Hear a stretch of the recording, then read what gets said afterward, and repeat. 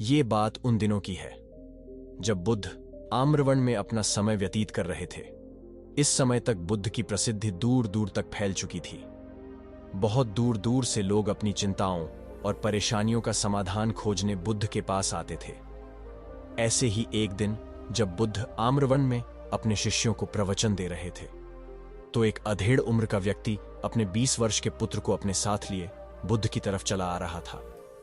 जब वह प्रवचन स्थल के पास पहुंच गए तो बुद्ध ने एक नजर उन पर डाली और इशारे से बैठने के लिए कहा। जब प्रवचन समाप्त हो गया और सभी लोग वहां से चले गए तो बुद्ध ने उस व्यक्ति को अपने पास बुलाया और बैठने के लिए कहा। वहां चारों तरफ हरियाली छाई हुई थी। मौसम बहुत सुहाना था और तरह तरह के पक्षियों की आवाजें गूंज रही थीं। ऐसा नजारा देखकर उस व्यक्ति को अंदर से असीम शांति महसूस हो रही थी। इसके बाद बुद्ध ने उस व्यक्ति से आने का कारण पूछा, तो इस पर व्यक्ति ने कहा, तथागत, मैं 2 दिन की लंबी यात्रा करके अपने पुत्र को आपसे मिलवाने लाया हूं। ये मेरा इकलौता पुत्र है और ये हर समय थका थका रहता है।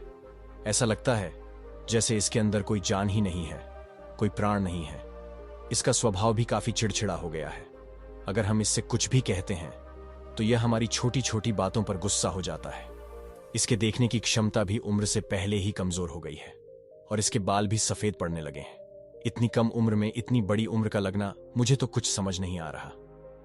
इसके साथ हो क्या रहा है? तथागत, मैं अपने पुत्र के स्वास्थ्य को लेकर बहुत चिंतित हूं।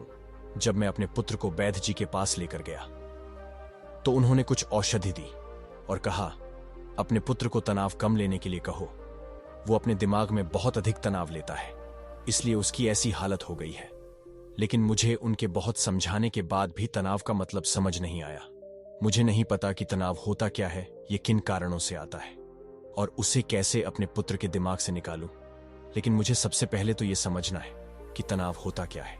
इसीलिए तथागत, मैं आपके पास आया हूं। कृपया आप मेरी समस्या का समाधान कीजिए। यह सुन बुद्ध उसके पुत्र को बड़े ध्यान से देखते हैं। उसके चेहरे को देखते हैं, उसकी आंखों को देखते हैं और फिर उसके हाथों की नब्ज को भी देखते हैं। यह सारी विधि करने के पश्चात बुद्ध उस व्यक्ति से कहते हैं, तनाव लेना तो कोई नहीं चाहता, लेकिन फिर भी यह तनाव लोगों के दिमाग को दीमक की तरह पकड़ लेता है और व्यक्ति जान भी नहीं पाता कि वह तनाव में जी रहा है।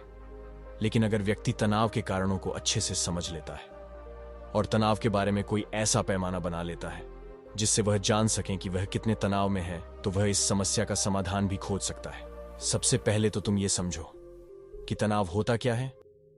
जब भी कोई व्यक्ति कोई काम कर रहा होता है लेकिन उसका मन कहीं दूर भटक रहा होता है, कल्पनाओं में होता है, तो उसके शरीर और मन के बीच एक दूरी पैदा हो जाती है। यह दूरी जितनी अधिक होगी, व्यक्ति उतनी ही ज्यादा बेहोशी की अवस्था में होता है और शरीर व मन के बीच की इसी दूरी, इसी खिंचाव को तनाव कहा जाता है। आखिर कोई पसंदीदा खेल खेलने के बाद व्यक्ति चुस्ती और प्रसन्नता से क्यों भर जाता है, जबकि उसने तो अपने शरीर को थकाया है। लेकिन समझने वाली बात यह है कि खेलते समय मन और शरीर एक साथ पूरी तरह से उस खेल में केंद्रित होते हैं, जिससे शरीर और मन के बीच दूरी पैदा नहीं होती और कोई तनाव पैदा नहीं होता। और अगर दिमाग में कोई तनाव था भी तो वो भी दूर हो जाता है। लेकिन इसके विपरीत, जब हम कोई ऐसा काम करते हैं जो हमें पसंद नहीं है, तो हमारा शरीर तो उस काम को कर रहा होता है, लेकिन हमारा मन कहीं दूर कल्पनाओं में भटक रहा होता है, जिससे शरीर और मन के बीच एक दूरी पैदा हो गई और तनाव ने जन्म ले लिया। इसीलिए व्यक्ति को एक समय पर सिर्फ एक ही काम करना चाहिए और अपने तन और मन की सारी शक्ति उसी एक काम पर लगा देनी चाहिए, जिससे व्यक्ति के अंदर तनाव पैदा ही ना हो। इसके बाद बुद्ध ने कहा, तनाव पैदा होने के मुख्य 8 कारण होते हैं और जिसने इन कारणों को समझ लिया वो जीवन भर तनाव मुक्त रह सकता है। मुख्य कारणों में सबसे पहला कारण है अति महत्वाकांक्षी होना। महत्वाकांक्षी होना अच्छी बात है, लेकिन क्या कभी आपने इस बात पर ध्यान दिया है कि इंसान के लक्ष्य कभी पूरी ही नहीं होते। उसका एक लक्ष्य पूरा हुआ नहीं कि वह दूसरे की तरफ भागने लगता है, दूसरा पूरा हुआ तो तीसरे की तरफ, और इस तरीके से वो अपने लक्ष्यों को पाने के लिए जिंदगी भर गोल गोल घूमता रहता है। इसीलिए जो व्यक्ति अति महत्वाकांक्षी होता है, जिसने बड़े बड़े लक्ष्य बनाए होते हैं, वह वर्तमान में कभी रह नहीं पाता। उसका मन सदैव भविष्य की योजनाएं बनाने में ही व्यस्त रहता है उसका शरीर तो वर्तमान में रहता है लेकिन भविष्य में ही रहता है, जिससे मन और शरीर के बीच दूरी पैदा हो जाती है और वह तनाव भरी जिंदगी जीने लगता है। बुद्ध के मुंह से यह बात सुन उस लड़के ने कहा, बुद्ध, तो फिर इसका मतलब है कि हमें लक्ष्य नहीं बनानी चाहिए, क्योंकि लक्ष्य बनाना भी तो महत्वाकांक्षा ही है। इस पर बुद्ध ने कहा, जीवन में लक्ष्य बनाना कोई गलत बात नहीं है, लेकिन समस्या तब उत्पन्न होती है जब वो अपना पूरा ध्यान उस लक्ष्य से मिलने वाले परिणाम पर ही लगा देते हैं और उसके परिणाम की चिंता करते रहते हैं। व्यक्ति को वर्तमान में जीना आना चाहिए। आप लक्ष्य बनाइए और उस लक्ष्य की प्राप्ति के लिए कड़ी मेहनत करिए, लेकिन साथ ही साथ आपको इस बात का भी ज्ञान होना चाहिए कि आप अभी वर्तमान में जी रहे हैं और वर्तमान ही सत्य है। बुद्ध ने आगे कहा, तनाव का दूसरा सबसे बड़ा कारण है ईर्ष्या। जब व्यक्ति ईर्ष्या और जलन से भर जाता है तो उसका मन अंदर से सड़ने लगता है। ईर्ष्या एक आंतरिक घाव है। आंतरिक घाव यानी मन का घाव। व्यक्ति के शरीर का घाव तो भर सकता है, लेकिन मन का घाव कभी नहीं भर सकता। इसीलिए व्यक्ति को दूसरे की खुशी और तरक्की से कभी ईर्ष्या नहीं करनी चाहिए, क्योंकि तनाव का कारण है। इसके बाद बुद्ध ने तनाव का अगला कारण बताते हुए कहा कि अरुचिपूर्ण काम करने से भी मन में तनाव पैदा होता है। जो काम करना हमें पसंद ही नहीं है, जिस काम में हमारी रुचि ही नहीं है, उस काम में हमारा मन लग ही नहीं पाएगा। हमारा शरीर तो वही बैठा रहेगा, लेकिन हमारा मन कल्पनाओं की उड़ान भरेगा, जिससे शरीर और मन के बीच दूरी पैदा हो जाती है और व्यक्ति तनावग्रस्त हो जाता है। इसीलिए इंसान को हमेशा अपनी रुचि के अनुसार ही कार्य करना चाहिए। अगर व्यक्ति ने यह पता कर लिया कि उसे कौन सा काम करना पसंद है और वो उसी काम को अपने जीवन का लक्ष्य बना लेता है, तो फिर वो काम उसके लिए काम नहीं बल्कि खेल बन जाता है। फिर बुद्ध ने कहा, तनाव का चौथा कारण होता है किसी दूसरे से अपेक्षा रखना। बुद्ध ने उस व्यक्ति की ओर इशारा करते हुए कहा, एक पिता होने के नाते तुम्हारी अपने पुत्र से बहुत सी अपेक्षाएं होंगी कि तुम्हारा पुत्र एक बहुत ही कामयाब इंसान बने, तुम्हारा नाम रोशन करे, जैसा तुम चाहते हो उस तरह का जीवन जिए, तुम्हारी हर बात माने। लेकिन क्या आज तक कभी किसी की सारी अपेक्षाएं पूरी हुई है?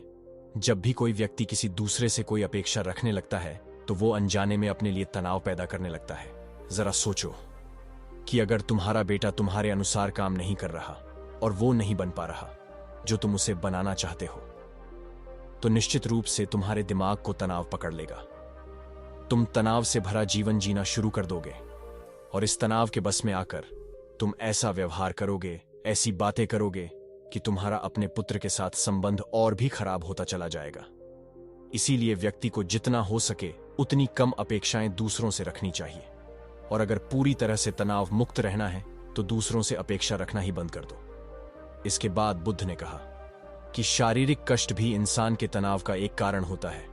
जब व्यक्ति किसी शारीरिक पीड़ा से गुजर रहा होता है तो उसका पूरा ध्यान बस अपने उस शारीरिक दर्द पर होता है और वो पूरे दिन बस उसी के बारे में सोचता रहता है, जिससे उसका मन दुख के विचारों से भर जाता है और ऐसी स्थिति में व्यक्ति तनावग्रस्त रहने लगता है। यह सुन उस व्यक्ति ने कहा कि हे बुद्ध, शारीरिक दुख तो किसी भी व्यक्ति को हो सकता है, तो फिर क्या हुआ? व्यक्ति जीवन भर तनाव में ही जिएगा? इसका जवाब देते हुए बुद्ध ने कहा कि इंसान को यह बात समझनी चाहिए कि हमारा जीवन दुखों का आधार है। जैसे जैसे हमारा जीवन आगे बढ़ता है, इसमें दुख आते हैं, बीमारियां आती हैं और फिर अंत में मृत्यु भी आती है। तो बीमारियां इंसान के जीवन का अभिन्न अंग है, कोई इनसे बच नहीं सकता। बस किसी किसी के जीवन में यह समय से पहले आ जाती है तो किसी के बाद में पड़ती सबको है। जब इंसान का मन इस बात को अच्छे से समझ लेगा तो फिर वह अपनी बीमारी के बारे में सोच सोच कर ज्यादा तनाव नहीं लेगा, क्योंकि यह हमारे जीवन का अभिन्न हिस्सा है और इसके लिए व्यक्ति को शारीरिक रूप से भी अभ्यास करते रहना चाहिए। अपने जीवन में व्यायाम और स्वस्थ जीवन शैली को भी जगह देनी चाहिए ताकि उसका शरीर लंबे समय तक निरोगी रहकर सही से काम कर सके। तनाव का अगला कारण होता है अपनी योजनाओं को समझने के लिए समय न देना। कुछ लोगों के दिमाग में कोई विचार आया नहीं कि वो बिना सोचे समझे उस पर काम करना शुरू कर देते हैं, और जब उस काम में उन्हें असफलता मिलती है तो वह तनाव से भर जाते हैं, क्योंकि उन्होंने उस काम को शुरू करने से पहले उसके बारे में पूरी जानकारी इकट्ठा नहीं की थी। इंसान को कोई भी काम शुरू करने से पहले उसके अच्छे और बुरे परिणामों के बारे में ठीक से सोच विचार कर लेना चाहिए। इंसान को इस बारे में भी सोच लेना चाहिए कि अगर ये योजना सफल नहीं हुई तो फिर इसके बाद मैं क्या करूंगा। इसलिए व्यक्ति को अपनी योजनाओं को ठीक से समझने के लिए पूरा समय देना चाहिए, ताकि बाद में उस योजना की वजह से तनाव पैदा ना हो। तनाव का 7वां सबसे बड़ा कारण होता है टाल मटोल करना। आज के काम को कल पर टालना। आप लोगों ने यह कहावत तो सुनी होगी कि आलस इंसान के शरीर का सबसे बड़ा शत्रु है। इंसान आलस्य की वजह से आज के काम को कल के लिए टाल देता है और फिर काम को टालना उसकी आदत बन जाती है। काम को कल पर टालने वाले व्यक्ति का काम कभी भी समय पर पूरा नहीं हो पाता, और अगर किसी तरह से पूरा हो भी जाता है तो वह उतना अच्छा नहीं हो पाता जितना अच्छा उसे किया जा सकता था, और फिर यह बात व्यक्ति के अंदर तनाव पैदा करती है। लेकिन काम को टालना या काम को एकदम अंत समय पर करना एक आदत है, इसीलिए व्यक्ति ना चाहते हुए भी बार बार अपनी इस आदत का शिकार बन जाता है और काम को टालता रहता है, और फिर जब काम की समय सीमा पास आ जाती है तो वह तनाव से भरकर काम को पूरा करने का प्रयास करता है। इसलिए तनाव मुक्त रहने के लिए व्यक्ति को काम को टालने की आदत छोड़नी पड़ेगी, और यह तभी संभव है जब व्यक्ति काम को समय से पहले खत्म करने का निश्चय करे। सबसे आखिरी और सबसे प्रमुख कारण जो तनाव का होता है वो है ज्यादा सोचना। लगातार सोचते रहना भी एक बीमारी है, और यह उस व्यक्ति में सबसे ज्यादा पाई जाती है जो कपोल कल्पनाएं करता है, जो अतीत की घटनाओं और भविष्य की बातों के बारे में सोचता रहता है, जो बेवजह के अनुमान लगाता रहता है। इसीलिए व्यक्ति को ज्यादा सोचने की आदत पर लगाम लगाना चाहिए। इसके लिए जितना हो सके खुद को काम में व्यस्त रखना चाहिए, और हर दिन ध्यान का अभ्यास करने को अपने जीवन का हिस्सा बना लेना चाहिए। बुद्ध के मुंह से यह सारी बातें सुनकर उस व्यक्ति ने हाथ जोड़कर कहा, बुद्ध, मेरा पुत्र तो अभी मात्र 20 वर्ष का ही है और इसमें अभी इतनी समझ भी नहीं है कि यह आपकी बताई सारी बातों का एक साथ पालन कर सकें। आप कृपया करके तनाव मुक्त रहने का कोई आसान सा तरीका बता दें जिससे मेरा बेटा उसका अनुसरण भी कर सके और तनाव मुक्त भी रह सके। उस व्यक्ति की यह प्रार्थना सुन बुद्धि ने कुछ सोचते हुए जवाब दिया, अगर तुम इतनी सारी बातों का पालन नहीं कर सकते तो इसके लिए एक बहुत ही आसान विधि है। तुम एक बार मैं एक काम को करने पर ध्यान लगाओ।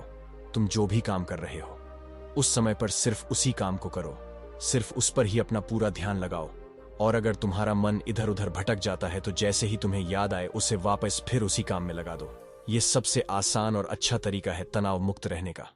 जब तुम भोजन करो तो उस समय सिर्फ भोजन ही करो, उसके पूरे स्वाद का आनंद लो, उसी अनुभव करो। जब चलो तो अपना पूरा ध्यान सिर्फ चलने लगा दो। इससे तुम्हारा मन और तुम्हारा शरीर दोनों एक जगह पर केंद्रित रहेंगे। दोनों के बीच दूरी पैदा नहीं होगी जो कि तनाव का मुख्य कारण होती है। दोस्तों, आज की युवा पीढ़ी एक ही समय पर 2-2, 3-3 काम करने के आदी हो चुकी है। जैसे फोन पर बात करते हुए गाड़ी चलाना, खाना खाते हुए टीवी देखना, ये फोन चलाना, और फिर इनकी शिकायत रहती है कि मैं तनाव में जी रहा हूं, मेरा मन शांत नहीं रहता है।